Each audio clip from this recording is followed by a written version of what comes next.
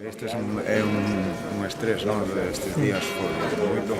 Temos a suerte de que a farmacéutica apostou por nós, nos concede un documental que está grabado por o equipo de Sebastián, va a acompañarnos 17 días que vamos a estar en todo esto ayudado. Entonces, eso é importante. Bueno, es bueno en una medida. Lo que yo voy a hacer es una cosa fuera de lo normal, pero tampoco penséis que yo voy a arriesgar mi salud por esto. Lo importante aquí es mi salud. Entonces yo haré mis cosas, mis recuperaciones, todo eso, pero mi salud es lo importante. Entonces, ojalá que no pase, pero si yo a la etapa 12 tengo que parar por lo que sea, yo paro.